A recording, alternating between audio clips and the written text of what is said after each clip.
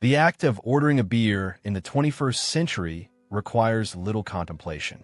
A patron enters an establishment, approaches a counter, or catches the attention of serving staff, names their preference from an illuminated menu, exchanges currency, and receives a chilled beverage in a clean glass. This transaction, mundane in its simplicity, represents centuries of evolution in commerce, sanitation, and social custom. To understand how profoundly different this experience was in medieval Europe is to glimpse a world where the simple act of procuring a drink involved navigating complex social hierarchies, deciphering unwritten customs, accepting questionable hygiene standards, and participating in an economic system that would seem utterly foreign to modern sensibilities. The medieval period, spanning roughly from the 5th to the 15th century, witnessed dramatic transformations in European society, yet certain constants endured throughout these turbulent centuries. Among these constants was the central role of fermented beverages in daily life. Beer, ale, mead, and wine were not luxuries reserved for celebration, but rather nutritional necessities consumed by virtually every segment of society from dawn until dusk. The reasons for this ubiquity were primarily practical rather than recreational. Water sources in medieval towns and cities were frequently contaminated with waste, making their consumption a genuine health hazard. The brewing process, which involved boiling water and the mild alcoholic content of the finished product, rendered beer considerably safer than untreated water. Consequently, beer was consumed by adults and children alike, with variations in strength and quality corresponding to the age and status of the drinker. Understanding how one ordered beer in medieval times requires first comprehending where such transactions occurred. The tavern, alehouse, and informed the trinity of drinking establishments, each serving distinct social functions and clientele. The alehouse, typically the most modest of these establishments, was often operated from a private home by a woman known as an alewife. These establishments were neighborhood fixtures, serving locally brewed ale to residents and workers. The tavern, generally larger and more formal, served wine alongside ale and catered to a more prosperous clientele, including merchants and minor nobility. Then provided lodging in addition to food and drink, serving travelers and pilgrims who required accommodation.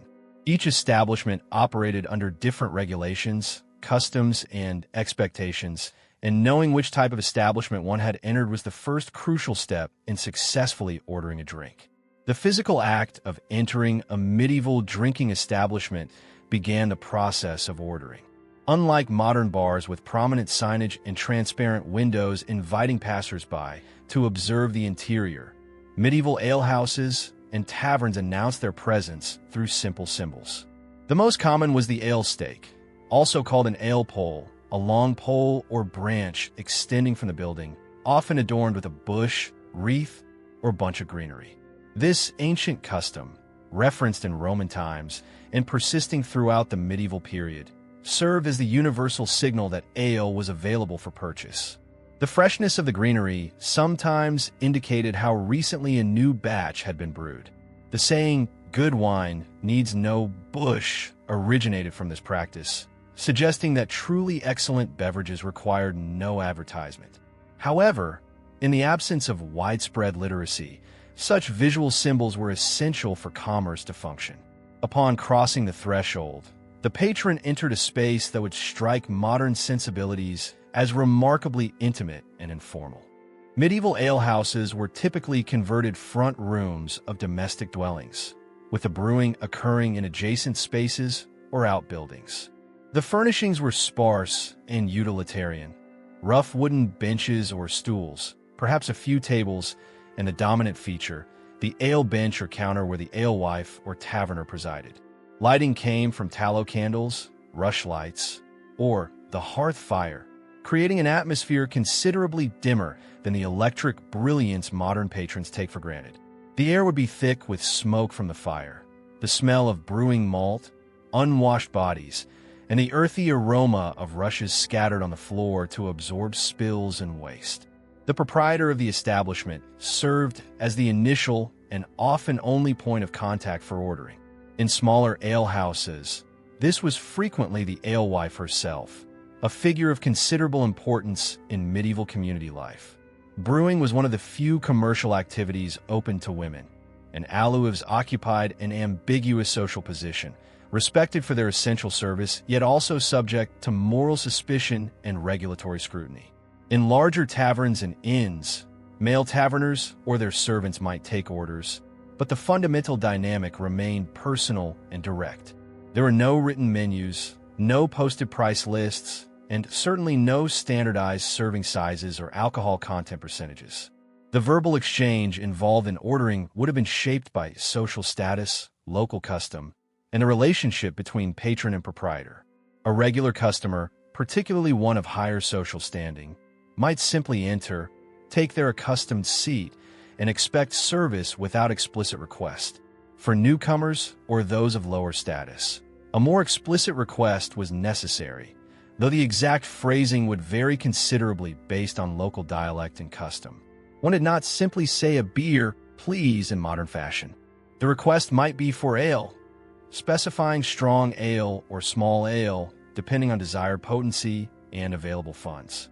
In establishments serving wine, one might request wine by type, though the medieval classification system bore little resemblance to modern wine terminology, with designations often referring to region of origin or color rather than grape variety.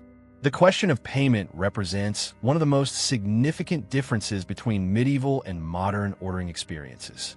While coin currency existed throughout the medieval period, its availability and use varied considerably by region, time period, and social class. In rural areas and among the laboring classes, barter and credit arrangements were common. A laborer might arrange to pay for daily ale with a portion of their wages at week's end. A farmer might trade produce for drink. These arrangements required personal relationships and trust between patron and proprietor, embedding commercial transactions within social networks in ways that have largely disappeared in modern anonymous urban commerce. When coin was used, the denominations and their relative values would confuse any time traveler. English currency, to take one example, operated on a system where 12 pennies made a shilling and 20 shillings made a pound, but actual coins of various denominations circulated with different silver contents and values. The price of ale was subject to regulation under the assize of bread and ale, legislation that attempted to fix prices in relation to grain costs, though enforcement varied considerably. A gallon of ale might cost anywhere from 1 farthing to several pennies depending on quality, location, and period. For context, a skilled craftsman might earn 4 to 6 pennies per day in the 14th century, meaning that ale, while affordable, represented a meaningful portion of daily income for working people. The container in which the beer was served constituted another significant difference from modern practice. The elegant glassware of contemporary bars was entirely absent from medieval establishments, where glass was a luxury material reserved for church windows and the tables of the wealthy. Instead, ale was served in vessels of wood, ceramic, leather, or metal. The leather drinking vessel, known as a blackjack when treated with tar for waterproofing, was particularly common in English alehouses. Wooden mazers, shallow bowls often made from maple with metal rims, were used for communal drinking. Ceramic jugs and cups of varying quality served those who could afford them, while the poorest patrons might drink from wooden or horn cups. If you're finding this exploration of medieval drinking customs fascinating and wish to delve deeper into the daily realities of historical life, please subscribe to our channel. We regularly examine the material culture and social practices of past eras, bringing historical scholarship to engaging discussions that illuminate how our ancestors actually lived. The hygiene of these drinking vessels ranged from questionable to frankly alarming by modern standards. The concept of sanitization, as understood today, simply did not exist. Vessels might be rinsed between uses, but the thorough washing and sterilization expected in contemporary food service would have been unknown. Communal drinking vessels, where multiple patrons drank from the same container, were common in many contexts, particularly among the lower classes. This practice, along with the generally unsanitary conditions of medieval life, contributed to the spread of disease, though medieval people lacked the germ theory necessary to understand these connections. The serving size of medieval beer presents another dramatic contrast with modern expectations. The concept of a standardized serving, whether the American pint of 16 fluid ounces or the British imperial pint of 20 ounces, had no equivalent in medieval practice. Ale might be sold by the gallon, by the quart, by unspecified measures that varied from establishment to establishment, or simply until the patron indicated they had consumed sufficient quantity. The practice of drinking by the quart was common among working men, representing a substantial volume that might be consumed over several hours while socializing after work. The alcohol content of medieval ale varied considerably, but was generally lower than modern beers, typically ranging from 1 to 4% alcohol by volume for common ale, making the consumption of larger quantities less impairing than equivalent volumes of contemporary beer would be. The brewing process itself directly influenced how one ordered and what one received. Unlike modern beer, which may sit in bottles or kegs for weeks or months, medieval ale was typically consumed within days of brewing. The absence of hops as a preservative ingredient in early medieval brewing meant that ale would begin to sour quickly, with the progression from fresh to stale occurring over a matter of days. This rapid spoilage necessitated frequent brewing cycles and meant that patrons learned to inquire about the freshness of available ale. A knowledgeable patron might ask when the ale was brewed, understanding that ale from yesterday's brewing would be superior to ale several days old. This concern with freshness was so significant that alewives often announced new batches by hanging out fresh greenery on their ale stakes, summoning regular customers to come and drink while the product was at its peak. The social dimensions of ordering beer in medieval times extended far beyond the simple commercial transaction. The alehouse and tavern served as crucial social spaces in communities largely lacking the formal public gathering places of later eras. For common people prohibited from entering aristocratic halls and without access to guild halls or similar exclusive spaces, the alehouse provided one of the few venues for socializing outside the home and church. Consequently, ordering beer was simultaneously ordering access to social space, conversation, news, and community participation. The tavern culture of medieval towns fostered networks of social connection that transcended simple friendship, creating spaces where business deals were negotiated, political news was disseminated, and marriages were arranged. These social functions inevitably attracted regulatory attention from both secular and ecclesiastical authorities. The alehouse occupied an ambiguous position in medieval moral geography, simultaneously necessary and suspect. Authorities recognized that alehouses provided essential services, particularly the provision of safe beverages and accommodation for travelers. Yet they also worried about the disorders associated with drinking establishments. Gambling, prostitution, drunkenness, violence, and political conspiracy all flourished in tavern settings, leading to extensive regulatory efforts. The existence of regulations governing tavern operation in turn influenced the experience of ordering beer, as proprietors attempted to comply with various rules regarding hours of operation, prices, quality standards, and acceptable customer behavior. The regulation of ale quality deserves particular attention, as it directly affected what a patron received when ordering. The assize of bread and ale, first codified in 13th century England and with equivalents in other European jurisdictions, established quality standards and pricing structures. Local officials known as ale tasters or ale conners were appointed to test the quality of ale produced for sale, supposedly by pouring ale on a wooden bench and sitting in it while wearing leather breeches. If the tester stuck to the bench, the ale contained too much sugar and was therefore of inferior quality. While the historical reality of this colorful testing method is debated by scholars, the existence of official quality control mechanisms is well documented.